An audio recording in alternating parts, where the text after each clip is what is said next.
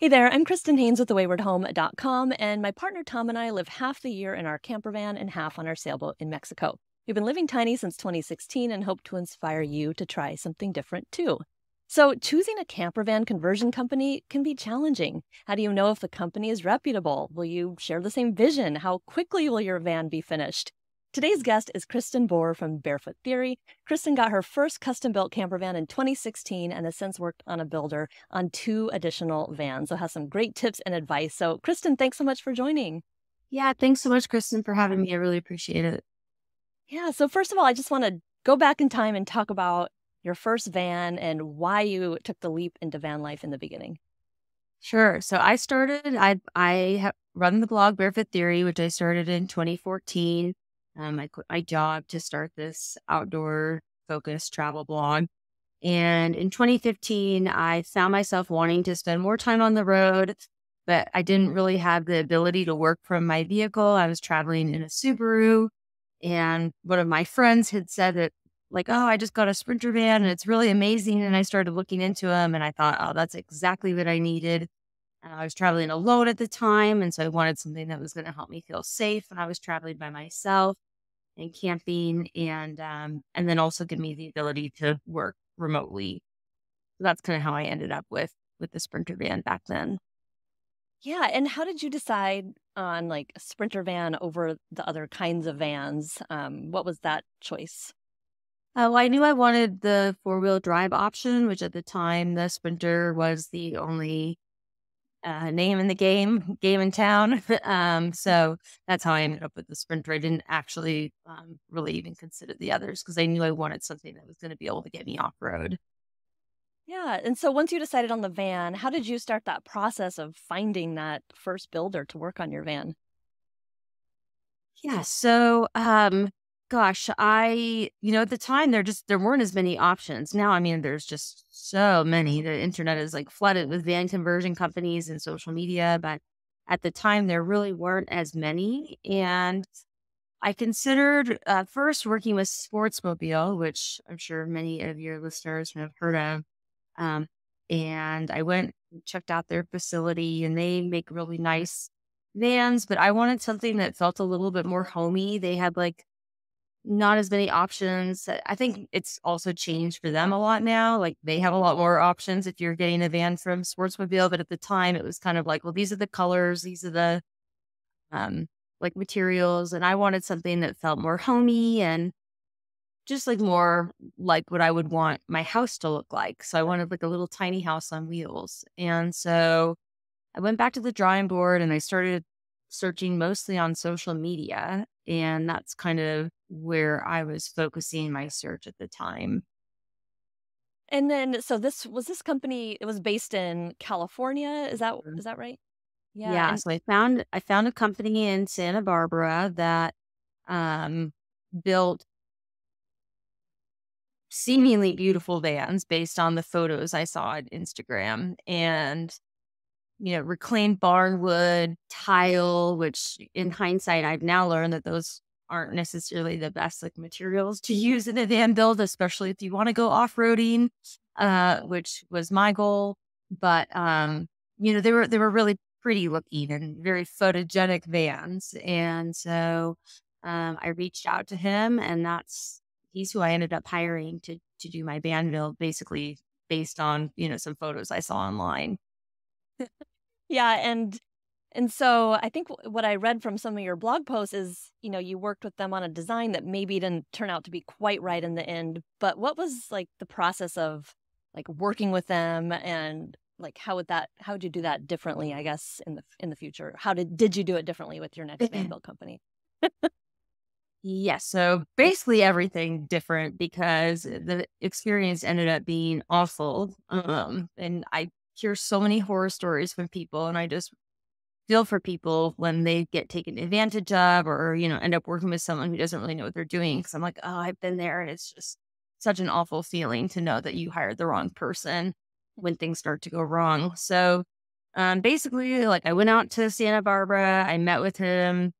Like, we didn't meet at his shop, which I thought was a little bit weird. We met at a coffee shop, and I'm thinking like, well, why wouldn't you take me to your facility to like show me the vans that you're working on? But Again, I was wooed by these pretty photos, and he, was a decent enough salesman, but there were a few red flags, like, oh, not really being able to quantify like how many vans he's worked on, and kind of what the timeline was going to be. And but I just, again, there weren't tons of options at the time, and I think I had gotten so stuck on like the aesthetics of the van that I wanted, that I just sort of put blinders on, and I went forward with him. So we signed a contract. The contract was not very detailed, which, I've since learned, like, that was not good and acceptable. It didn't really have like a delivery date. It didn't have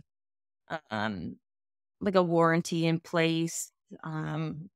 Sure there were other things that were missing from the contract that I can't even think of at the time. But um so basically, like, I he got the van, and we didn't even really like agree on a layout beforehand, which was also, it's kind of weird. I think, mm, when you're hiring someone to build your van, you decide on the layout. You're not making those decisions. Like, where is the batteries going to go? Where's the water tanks going to go? Like, all of that should be decided like before you start the process. And even maybe not before you sign the contract, because, you make some of those decisions like once you are like in that process, but definitely before the manual labor starts. And so, um, we didn't really like decide on a layout. So, he's like kind of gathering some materials, and like we're constantly making changes to the layout, because I honestly didn't know what I wanted at the time. I was new to this like whole van life thing, and I was changing my mind a lot, which I would definitely advise people to have like a more solid plan of what you want before you hire somebody to build out your van. But um yeah, so like I decided I wanted a full bathroom in the van. Well, he'd never built a full bathroom in a van before, which I did not know. Didn't know that until I was like actually picking the van up, and he admitted that to me. And but like I think part of the job of a van builder whose experience should be to like steer you in a right direction. Okay, well, you want X, Y, and Z. Well, if you want a full bathroom, X, Y, and Z are not going to happen, because this is what's going to happen. This is where you're going to have to put your water tanks, or this is where we're going to have to put the water heater. So there's a lot of like that kind of thing going on, but like him not really telling me like, oh, okay, like you want a shower. Well, then we're going to have to put a water tank outside, and you live in Utah in the winter, and a water tank outside is going to freeze and be unusable. Again, I blame myself partly for not educating myself beforehand. And that's part of why I've written so extensively on my website about van life, because I want to help people avoid, these mistakes that I made the first time around by, getting educated, knowing exactly what you want, and then also like making sure you pick someone who knows what they're doing. So anyways, the to sort of fast forward, there was also like lots of um, miscommunication about like when the van was going to be done. He's telling me, oh, it's going to be done next week. So I buy a plane ticket to go down there to pick it up. And I get there, and it's like in shambles. It's You're not going to be done for like, it ended up being 6 more weeks. And like every day it was like, oh yeah, it'll be done tomorrow. It'll be done tomorrow. And it just kind of like pulling me along, and, it's just very unprofessional. And so, and then when the van was finally done, things were falling apart, like, literally the day I left his shop. Like, that night, the shower handle fell off on my drive home, like, my 2-hour drive that night. The first time I took a shower, the water leaked all over the van because the shower pan wasn't sealed. Um, my solar panels stopped working, like, on my first big trip in the van, and so there were just a lot of things that went wrong, and then I ended up spending so much time fixing those things, and money as well, beyond what I had originally budgeted for this van build. So it just really felt like a disaster. It felt like a huge mistake. And, ultimately, like, I still enjoyed my time that I did get to have fun with that van, but I knew that it was not the van for me. And so once I was able to fix everything, I decided I need to sell this van and start over. I decided I wanted a completely different layout, no shower, platform bed. I really wanted to. I learned a lot about what I wanted with that first van, and so I decided to go back to the drawing board. But in that process, working with this guy, I just learned so much about what to do and what not to do when you're trying to figure out who you're going to hire, especially now that there's like I said, hundreds of companies. And, a lot of these guys are probably learning on YouTube as they're building your van. They're learning how to build your van based on someone's YouTube videos that they're watching. So, I think that that's an issue when people are charging you top dollar for your van. So I just want to make sure that people don't fall into that trap like I did. Oh, that's so hard to know. Like you said, even now there's just like these van companies are popping up all the time. And it's like, how do you know like who's doing a good job or, who these people are? Like, what tips would you have for people that are researching and trying to figure this out? It seems so challenging. Yeah, well, I think, the first step, like I said, is to get educated, because the more educated you are, the more you're going to be able to tell whether someone is embellishing their knowledge or not. So if you go online, you read about water systems, you read about solar, you know what kind of batteries, or at least like how much battery power you want, you have an idea of the layout you want, and then you go talk to them and it seems like maybe maybe more, or have some different understanding of things than they do, then that's something to consider, because someone you're hiring should be able to steer you in the right direction versus like feeling like you have to come in and tell them like everything. And I think it just helps you kind of weigh how much they really know. So getting educated first, I think, is like the very first tip. Obviously, how much experience they have is really important. There are new builders who are talented. So I don't want to say that like, oh, just because you've never built a custom professional van before doesn't mean that you can't. But have you lived or traveled in a van yourself? Have you built your own van? I think that's how a lot of people do get started. But like this guy that I hired, he had never even traveled in a van. Like, well, like that should have been a red flag, like right off the bat. Like he never even built a van for himself. So why would I think that he would have known how to build a van for me? His building experience was based on furniture, which is very different, building furniture in a house versus like in a moving vehicle on wheels. Different materials, different, the way that they secure things to the walls, it's all different. So, if someone's saying, oh, I'm experienced because I build furniture, that is not good. Yeah, so true.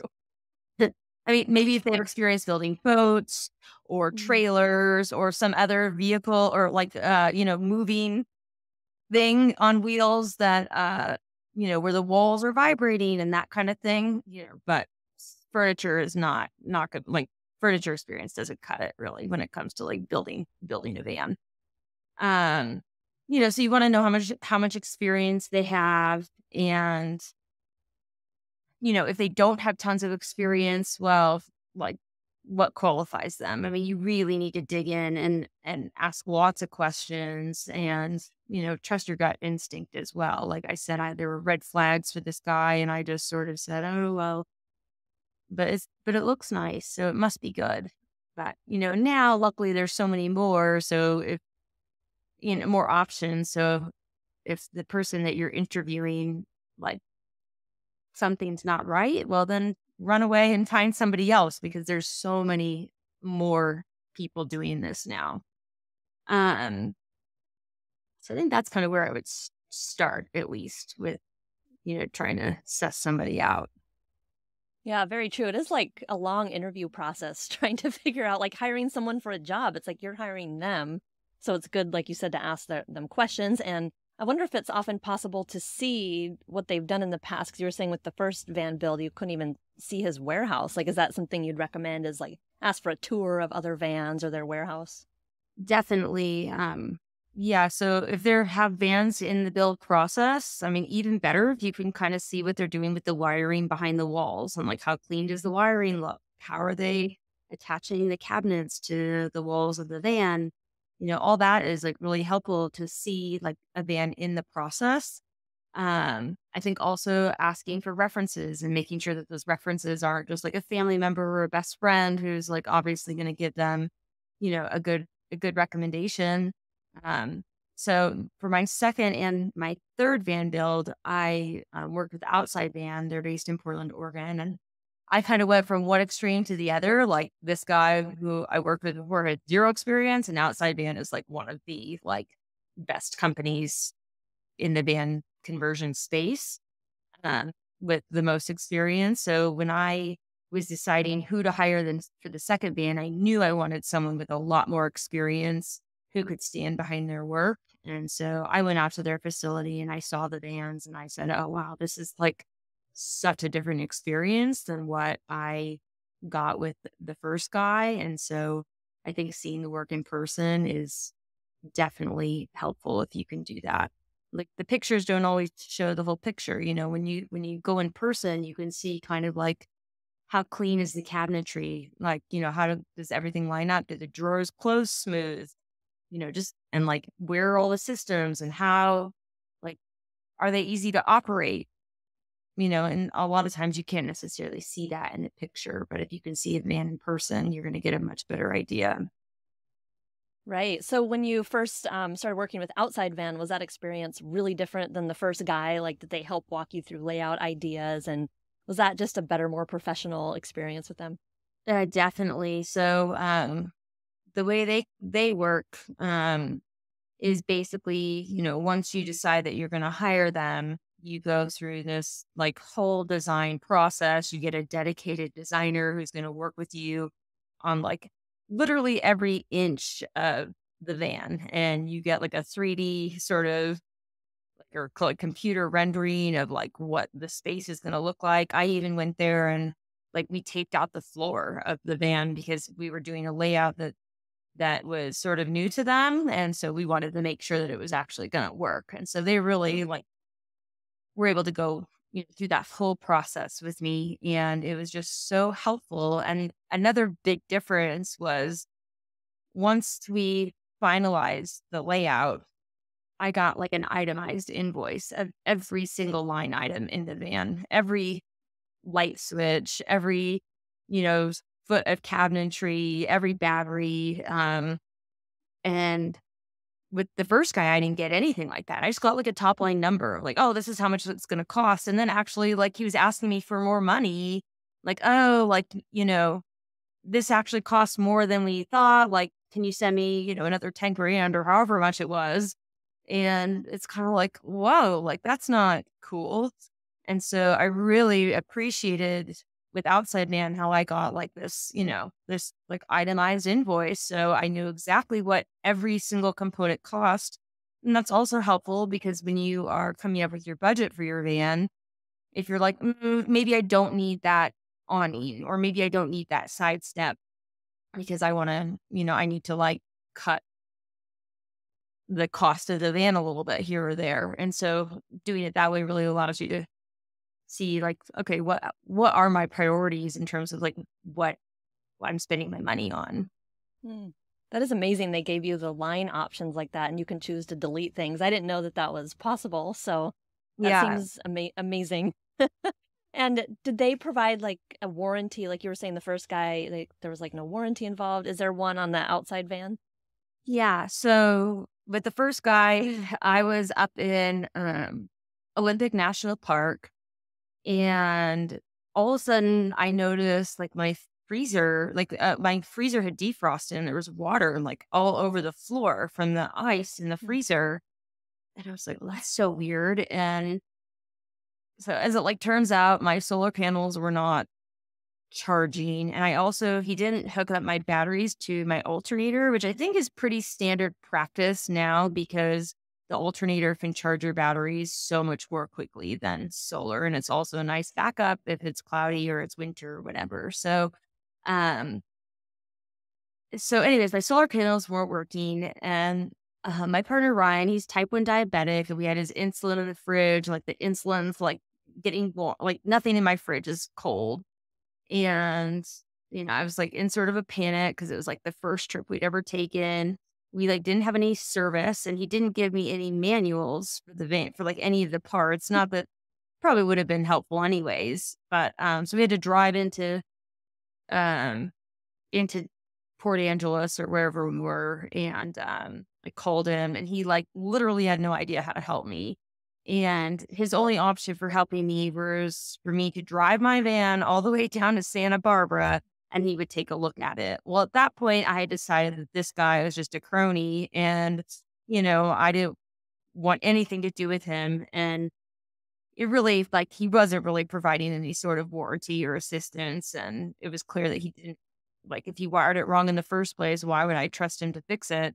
And I ended up going to like an RV shop in Port Angeles, and they said that he had used like completely the wrong type of wire to like wire up my solar panels. And so they got them working again, but I ended up having to replace like the whole system, which, he did not help me with. And so having a warranty was like really important for me as I went into my second van build. So Outside Van offered a 3-year or 36,000-mile warranty where they just fixed, I really didn't have anything like major happen with my second van. And I'm still under the warranty with my third van. And, but yeah, they just take care of it. And that's what like a professional company should do. What, Outside Van or anybody else, if you're spending top dollar on a van and something breaks within, a year or however long the warranty may cover, like they should take care of it. And, sometimes that means, if you're in New York and your conversion company's in California, like you shouldn't be expected to drive your van across the country because, something's not working right. So in that case, you can ask, well, what happens in that case? Are you going to help me find a company nearby that can fix it? Or are you going to cover the cost if, I do have to go get somebody else local to work on this? Or can they send me a part so I can fix it myself? And, do like Outside Van has like a full warranty, like department that, will help you. So when things go wrong, it's like one person that you call and they, he helps you. So I don't mean to keep referring back to them because there are other, big players in this van conversion, space that I'm sure are comparable. That's just who my experience is with. And it's like shown me, well, hey, this is again, like what a professional van conversion company can and should do. And I think that that's sort of the difference between, again, I don't want to knock the small guys because or girls, who are building vans. But a bigger company is just going to have more capacity and like capital to help you fix your van when things go wrong. Where someone who's new and starting out, they might not have, the excess funds to just like replace your batteries or, something in the case that something breaks. So I think that's just something to keep in mind. If you are going to work with a smaller company, like these are important questions that you have to ask. Right. Because you're really burned on that first guy that you had to put so much Yes. additional money toward things that were breaking. I mean, that sounds like a nightmare. Yes. Oh my gosh. Were your like cabinets were things like coming loose as you drove down 4x4 roads with that van? Well, I didn't really get to drive off on many 4x4 roads because I was so scared of things breaking. But like, yeah, the drawers like stopped work, like the push buttons that, people use to like keep their drawers put in. I know they fail. It's not like it's, even in a really well-built van, sometimes those buttons, things just get misaligned. But I mean, none of them were working. And like a lot of because the wood he used wasn't like, I don't think it was just like reclaimed wood. It wasn't like sealed, which with like temperature swings, if you're going from snow to like a hot, a hot summer climate, like the wood is going to warp over time. And so, um, just like looking at the materials that these companies use as well, like again, like if you're like tile has become kind of like a popular material in some of these more like Instagram worthy, Pinterest worthy vans. But, if you want to drive off road and you want to go up mountain passes, like dirt road mountain passes with your van, like those materials probably aren't the best choice. And so someone who, when you're interviewing a company, like they should ask you what you want to use your van for and then be able to steer you in the right direction as far as like what are like the best materials for the purpose that you want to use your van for. Yeah, that's very true. I have seen a lot of those vans you're talking about that look almost like a house or an apartment on the inside with the fancy materials. And I'm like, that's just going to jostle free going off-roading if that's, but maybe people don't want to do that. Like maybe people just want to go to campgrounds and not do off-roading. But me and you love boondocking and getting into nature. So we need that stuff to be sealed down and the suspension and everything. So yeah, it depends on what you're using the van for, I guess, too. Exactly. Yeah. Yeah. Yeah. Oh my gosh. So good. So your experience with Outside Van was so good. You had your third van built with them, also to accommodate the newest member of your family, right? Yes. Yes. I had a son back in February. And so now it's three of us plus two dogs. And my second van only had two seat belts. So we had to sell that one, which I loved that van so much. But yeah, I had to sell that to accommodate a third seat belt. Yeah, for sure. And earlier we touched on it very briefly that you decided to change some of your layout after that first van. And, so many people ask me and probably you, like, why don't you have a bathroom in your van? I get asked that all the time. And you had a bathroom in your van, so you've done both. I've never had one in my Yes. van, so I don't know what it's like. But yeah, what made you decide on some of these layout changes after that first van? Sure. So the first van was like when you open the slider door, there was like a convertible sofa against the wall behind the driver's seat that was like sort of my work area, but then it pulled out into a bed. And then behind the bed was the galley. And then on the passenger side in the back was the full shower, bathroom, and some storage space. And what I learned when I was traveling by myself in that van, it was fine because I could just sleep on the sofa as is. Like I didn't have to pull it out and make it. But I didn't like the convertible bed idea in general. I found it annoying to have to like find somewhere to store my bedding every day. Um, if like when Ryan, my partner, and I were traveling together, if I wanted to get up early and work while he was still asleep, I couldn't do that. I actually couldn't do anything because the bed took up like the whole front half of the van. And so I couldn't really even like, yeah, get up to like, I function in the kitchen a little bit, but then I'd have nowhere to sit. And I was like climbing, over the bed to get from one side of the van to the other. And then, yeah, the full bathroom ended up just being such a waste of space for me. It was like an expensive closet, basically. And I guess with the shower, my thought is with this, unless you have a dually and you can carry like a lot more water, most vans are only carrying 20-25 gallons max. And so the shower that you can take with that water is very quick, kind of military style where you're like rinsing yourself, turning off the water, lathering up, rinsing, turning off the water. You're not like standing under a nice hot shower, like really enjoying yourself. And the space is so small that like, I'm only 5'5", but it's not, I still felt cramped in there. Like, and so like try to like shave my legs or something, Right. like bend over in there. So, anyway, sorry to paint that picture, but it's a small space, and I imagine for someone bigger like my partner Ryan or like a larger man, it just doesn't really make a lot of sense. And there's just so many places on the road that you can shower. We like to shower at recreation centers. Those are kind of my favorite because they tend to be really clean.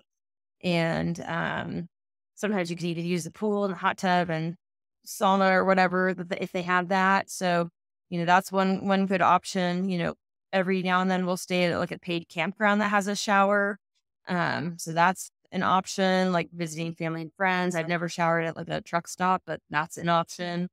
So there's so many different places that you can shower. It just felt like I could actually get an Airbnb like many, many times throughout the year, and it still wouldn't be as expensive as it costs to like build a shower in my van. So, Yeah. um, so that was kind of that. And then, so I kind of went from the extreme of having like the shower and I had like a cassette toilet to having no shower and no cassette toilet. And just using like a pee bottle to go to the bathroom for number one. And then using like public facilities for number two.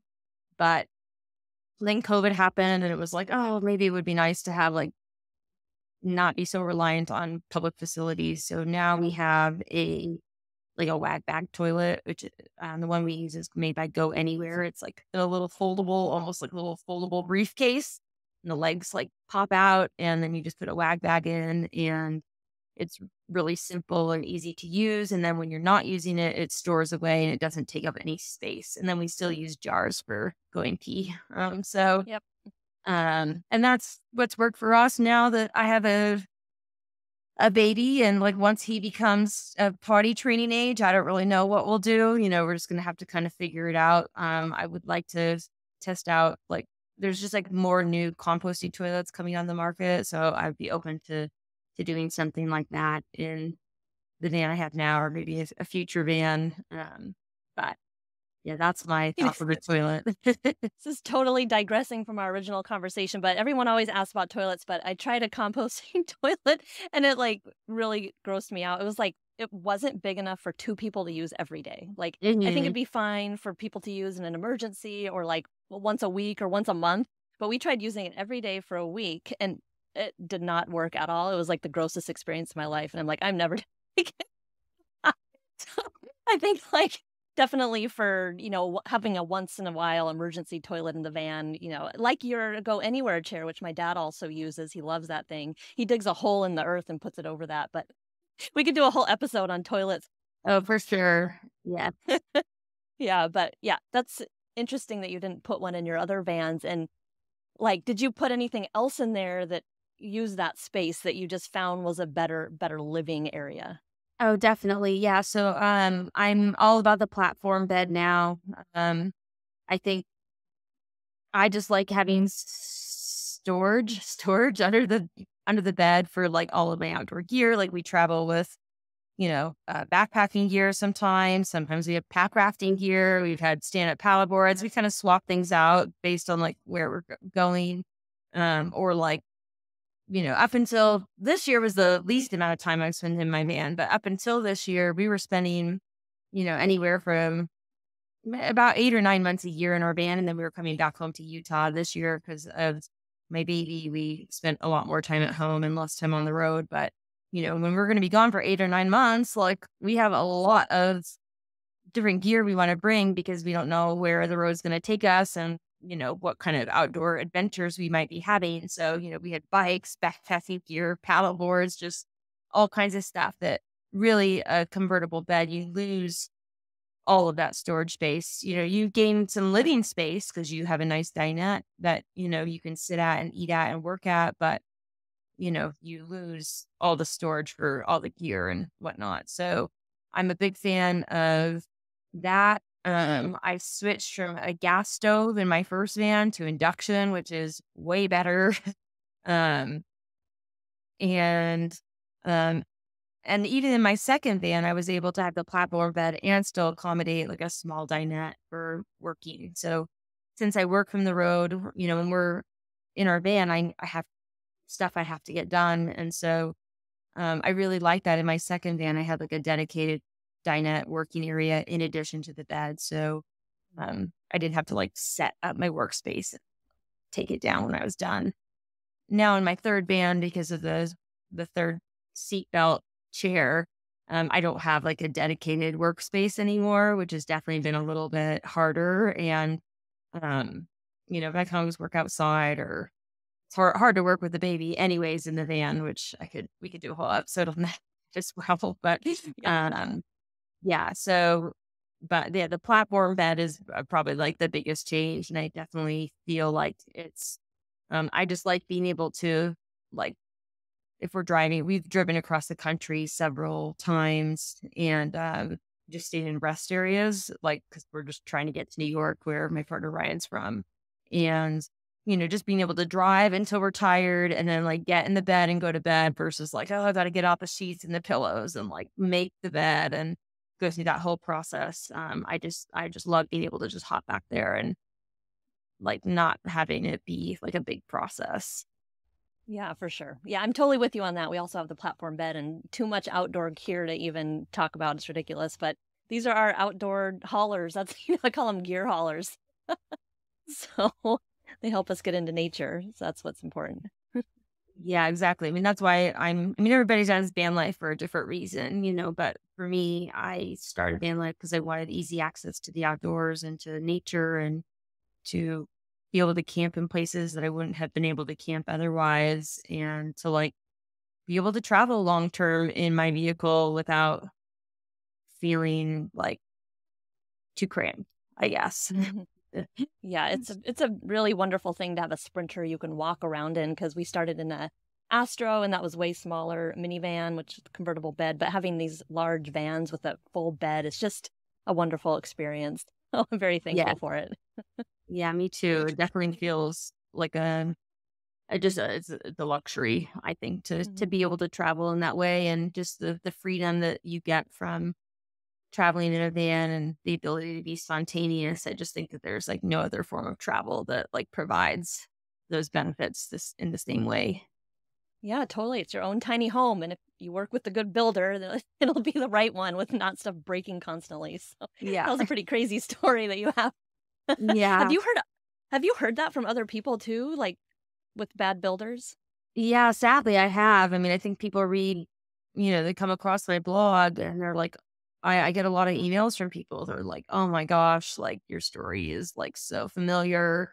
I wish I had read your blog before I hired so and so. And yeah, it's just really unfortunate. But, I think the van life industry just has exploded. And I think a lot of people have seen opportunity in creating businesses around serving the van life community. And, type of those businesses is being a van builder. And again, I think people are like, oh, I build furniture, I can build vans. And I think so. I do think it happens. And I think also, like, just with the cost, I think a lot of these like new builders kind of get in under their head, because they don't realize how much it's actually going to cost to build a van, how much time it's going to take. And so, you giving this person your money, but then they're like run out of money because they underestimated how much it was going to cost, or the amount of time it was going to take them. And so then, you're kind of left like with a van that's not done, or, something that's just really subpar, or just a person who's really difficult to work with. So I think, you also need to make sure that like your personalities mesh, that you like them as people, because, you're going to be in touch with them a lot during the process of building your van, and, have to work with them on like the layout and all that. So you just want to make sure that it's a person that you actually like might enjoy hanging out with, even if you will never actually hang out with them. Mhm. Yeah, that's a good tip, because you are working with them for many months, on your van, and yeah, you want to like them. So Yeah. that's good Yeah. to keep in mind. Yeah. Cool. So, yeah, tell people more about your blog. I know I found you in, I don't know if you know this, but in 2015 when I was planning my John Muir Trail hike. So you were Oh. like the top resort on, or the top results on Google, and I read all your stuff and it helped me plan it. So that's how I found you, which is Oh, amazing. fantastic. That's And awesome. yeah, yeah, a long time ago, been following you and your van build. So yeah, your blog is fantastic. So tell people about it, what they can find over there. Sure. Yeah. So my blog is called Barefoot Theory, but it's spelled bear like the animal, because I have a Grateful Dead dancing bear tattoo on my foot. So that is where the name comes from. And I write about van life. I have like probably 70 different blog posts on my site of all aspects of, choosing a van, having a van built out, like all the decisions that you have to make, and then just tips for living, traveling, working on the road. I also hike. That's like my favorite activity when I'm on the roads. I have tons of hiking content, trail guides, tips, gear. Same with backpacking and um, car camping and road tripping, lots of itineraries. So that's kind of what I do. And like I said, I spend normally a lot more time in my van. Hopefully, I'll get back on the road soon once my baby's a little bit older. But yeah, so that's what I do. And you can find me at Bearfoot Theory on the internet and on the socials and on YouTube. Yeah. So Awesome. Yeah, we'll definitely link to all your stuff below so people can go click over there and find it. And yeah, I know you have some van life specific email lists. So if, we can yes. add a link to that as well so people can come join your email list. You send out good stuff. I'm on it. So yeah. Oh, thanks. Yeah. And then I'll also Yeah. mention, I don't know what the future holds for this, but I do put on an event called Open Roads Fest. I've done it twice in McCall, Idaho. Last year we had like 450 people come in all different types of vehicles, vans, and even tent campers coming to learn about van life with workshops. And we also have mountain biking and paddleboarding and yoga and live music. And it's just amazing gathering. I don't know what I'm going to do next summer, but just to put it on people's radar to keep an eye out in case I decide to announce any future dates. You can find that at openroadsfest.com. Very cool. Well, yeah, we'll also link to that so people can stay up to date. But yeah, thank you so much. Is there anything we missed on choosing a van build company? I know we talked about a lot of things. No, I think that's it. I mean, people can reach out to me if they have questions. I mean, I hesitate to like ever recommend like specific builders just because like a lot of people email me like, oh, do you know so and so? And it's like I can't say yes or no because I haven't traveled and lived in one of their vehicles. So it's really hard. I think the best thing that you can do is find somebody who built, who owns a van by the company that you're thinking about hiring and like really, really talk to them. I think also like a lot of the, there's so many like industry events now, like the Overland Expo and the Adventure Van Expo, like a lot of the companies are there. So that's a great place to see lots of different van builds in one place. And then you can kind of compare and contrast. I mean, I think the more built vans you see before you go into this process, it helps you know what you want. And it also just like allows you to compare and contrast like the quality from like the naked eye. Yeah, that's good you mentioned that. I also wanted to mention that too. So I'm glad there's all these events, Adventure Van and at the Overland Expo. I don't know if there's other ones, but it's a great place to tour vans. I've done that myself and it's fun. Yeah. So Yeah. It's kind of like, and I think the innovation is really neat. People are coming out with like, even you're kind of like, wow, like you think every layout's been used by now, but sometimes you see new things that you're like, wow, I would have never thought of that. And so it's kind of neat to see what some of these people are coming out with. yeah, for sure. Cool. Well, thank you so much for joining the podcast. You have so much good tips and advice. So thank you. Yeah. Thank you so much.